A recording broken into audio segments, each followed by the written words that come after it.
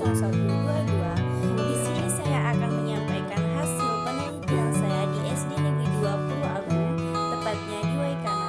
Di sini saya akan menyampaikan hasil observasi bagaimana proses pembelajaran daring yang ada di sekolah tersebut. Hasil observasi yang saya ambil melalui wawancara kepada guru kelas dan peserta didik pada jenjang kelas 6 di SD Negeri 2 Puro Agung, yaitu ada tahapan perencanaan.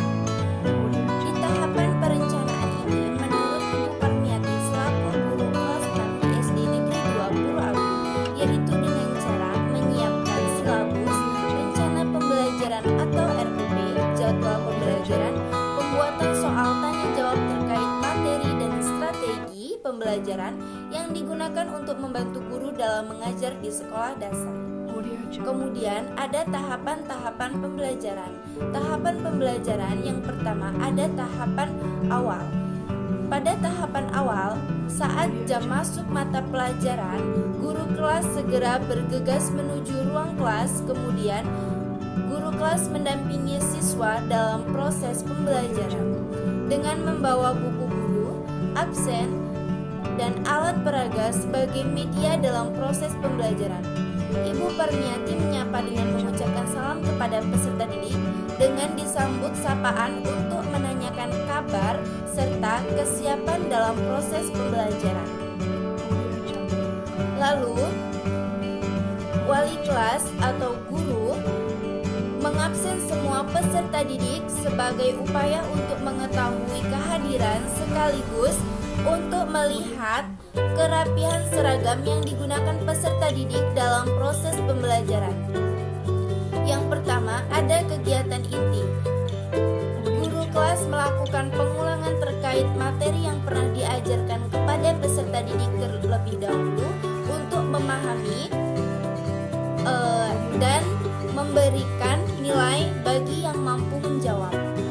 Kemudian, Ibu Parmiati memberitahukan materi yang akan diajarkan dengan menunjukkan media yang sudah disiapkan, sedikit menjelaskan terkait materi seraya mengucapkan, lihat gambar ini dan coba kalian analisis secara kelompok, kemudian nanti dijelaskan. Jika kurang paham, silakan bertanya. Setelah menganalisis, Ibu Parmiati memberikan penjelasan secara mendetail dengan bahasa yang mudah dimengerti siswa menggunakan fakta-fakta di lapangan untuk memancing perkembangan kemampuan siswa. Kemudian ada kegiatan akhir. Di kegiatan akhir ini, Ibu Parmiati memberikan kesempatan untuk bertanya kepada peserta didik terkait materi yang dibahas. Kemudian Ibu Parmiati menjelaskan kembali. Setelah itu, memberikan beberapa pertanyaan sebagai pengulangan.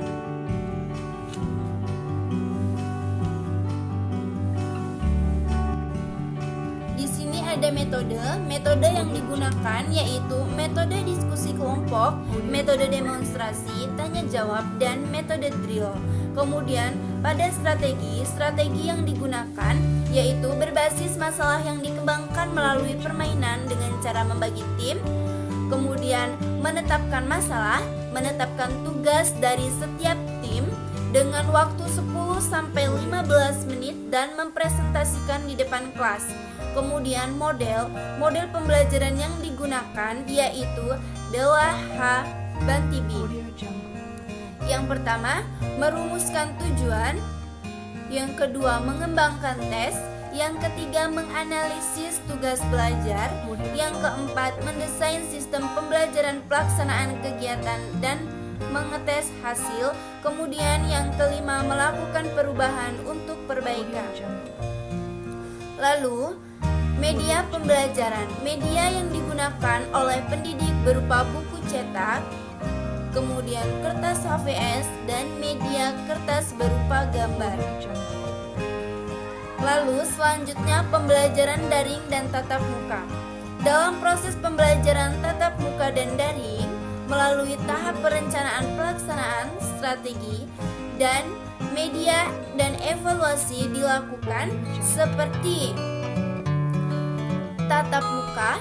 Yang membedakan ialah proses pembelajaran secara daring ini menggunakan alat elektronik berupa handphone sebagai sarana melakukan komunikasi dalam proses pembelajaran, seperti penyampaian materi dari guru melalui video dan diskusi bersama melalui grup WhatsApp terkait penjelasan, pengulangan, pertanyaan, dan diskusi bersama. Lalu ada teknik evaluasi. Dalam teknik evaluasi ini, menurut Ibu Parmiati selaku guru kelas, tidak semua anak mempunyai kemampuan yang sama. Jadi setiap anak itu berbeda. Jadi, saya harus mengerti bagaimana perjuangan peserta didik dalam menempuh pendidikan, yaitu dengan cara melihat proses peserta didik dalam belajar. Setiap guru menginginkan semua peserta didik untuk hasil dalam menempuh pendidikan dan menyelesaikan pembelajaran pada setiap jenjang. Untuk peserta didik yang mempunyai kendala dalam proses pembelajaran, guru kelas ini menggunakan tugas khusus berupa materi yang terkait dan guru kelas lebih kreatif lagi dalam memahami setiap jawaban dari peserta didik yang mempunyai kemampuan khusus. Kemudian, jika tindakan tersebut masih belum mencukupi, maka guru kelas akan menambah nilai mata pelajaran yang berbeda. Setiap saat siswa belum mampu menguasai mata pelajaran matematika, namun peserta didik lebih unggul dalam mata pelajaran bahasa pendidikan agama Islam, maka nilai yang lebih unggul tersebut mampu mencukupi nilai-nilai yang masih belum mencukupi pada KKM. Kemudian, hasil wawancara kepada peserta didik. Yang pertama, kegiatan yang dilakukan sebelum proses pembelajaran dimulai yaitu dengan menjaga kerapian di kelas, kemudian memungut sampah jika masih ada yang berserakan dan menyiapkan alat tulis dan buku pada panduan buku siswa. Kemudian yang kedua, kegiatan yang dilakukan saat proses pembelajaran sedang berlangsung yaitu dengan memperhatikan arahan dari guru, mendengarkannya saat menjelaskan dan menyimak saat memberikan materi, dan ikut aktif dan setia mata pelajaran dan penjelasan-penjelasan yang guru berikan. Biasanya dengan membagi kelompok untuk berdiskusi, lalu kami mencatatnya. Setelah itu kami mempresentasikan di depan kelas. Lalu media yang digunakan ketika pembelajaran berlangsung yaitu Pak Guru menyediakan alat peraga berupa gambar dan buku siswa. Pembelajaran atau belajar yang menyenangkan di sekolah atau belajar di rumah yaitu karena di sekolah bisa sambil bermain dengan teman dan langsung bertatap muka dengan guru kelas. Jika di rumah saat ingin bertanya, terkadang pesan kami yang kami kirim selalu tertimpa oleh pesan-pesan dari teman. Begitu kata peserta didik. Lalu yang ketiga, pada saat guru memberikan tugas sebelumnya telah dijelaskan terlebih dahulu bagaimana teknik dan hal-hal yang perlu kami cantumkan oleh lembar jawaban terkait materi yang pernah didengarkan atau diajarkan melalui tatap muka maupun daring melalui video pada grup WhatsApp kelas. Lalu pada tahapan perencanaan pembelajaran, yang pertama menyantumkan identitas RPP, yang kedua merumuskan tujuan pembelajaran, yang ketiga menentukan materi pembelajaran, yang keempat menentukan metode pembelajaran, yang kelima menentukan kegiatan pembelajaran, yang keenam memilih sumber belajar, dan yang ketujuh menentukan penilaian.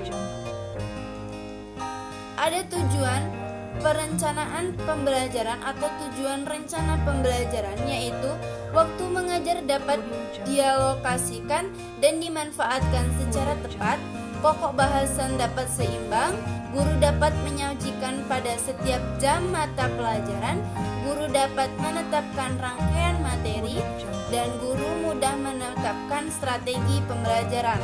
Lalu guru lebih mudah untuk mempersiapkan peralatan, guru dapat dengan mudah mengukur kemampuan siswa, dan guru dapat menjamin keberhasilan proses belajar. Tahapan pelaksanaan pembelajaran. Pada tahapan ini, pembelajaran adalah proses interaksi guru dan siswa dan sumber belajar pada lingkungan belajar atau sekolah.